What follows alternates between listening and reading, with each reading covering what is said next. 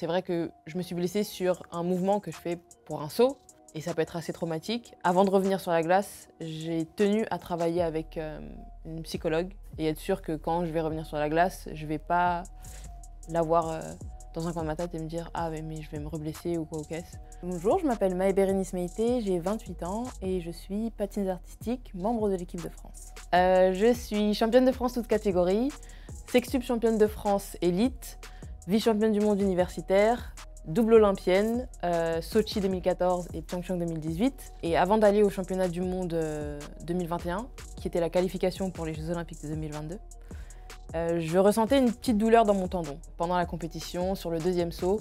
Quand je vais pour piquer, la sensation que j'ai eue, c'était comme si mes lacets s'étaient enlevés de mes crochets et que j'avais plus le maintien nécessaire pour pouvoir créer l'impulsion pour le saut.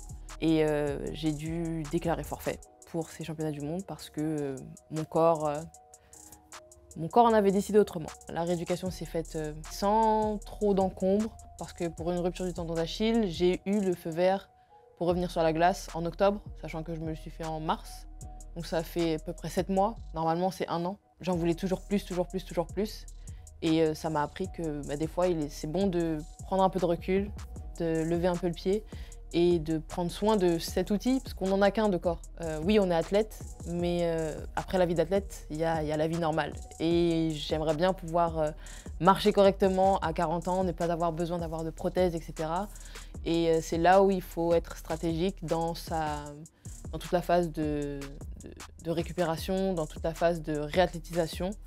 Et moi notamment le mental, j'ai beaucoup travaillé dessus parce que c'est vrai que je me suis blessée sur un mouvement que je fais pour un saut, que j'avais l'habitude de faire pendant des années et ça peut être assez traumatique. Et avant de revenir sur la glace, j'ai tenu à travailler avec une psychologue et être sûre que quand je vais revenir sur la glace, je vais pas l'avoir dans un coin de ma tête et me dire « Ah mais je vais me reblesser ou quoi au caisse ».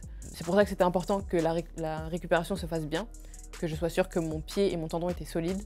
Et après, le travail mental a été essentiel pour que je puisse revenir et enfin voilà, ça y est, la rupture du tendon d'Achille est passée. Là, on ouvre un nouveau chapitre et je veux pas y repenser à chaque fois que je patine. Et maintenant, j'y pense plus. Avec ma blessure, vu que mon outil principal ne marchait pas, il fallait que je trouve des moyens de pouvoir survivre, parce que concrètement, on survit en tant que sportif de haut niveau. Donc j'ai testé un petit peu tout, j'ai fait un peu du consulting en marketing, j'ai lancé des outils digitaux, mais là je commence à me restructurer. Le but ultime, c'est de pouvoir aider les athlètes à évoluer dans des écosystèmes sportifs qui soient complets, où la communication et la synergie entre toutes les personnes qui vont interagir avec eux, elle se fera de manière plus unifiée et plus fluide.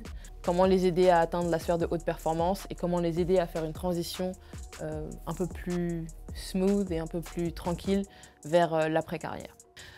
J'ai toujours été assez engagée au niveau associatif. J'ai accompagné notamment l'association Itoju, l'association pour une planète sans frontières, les abeilles solidaires.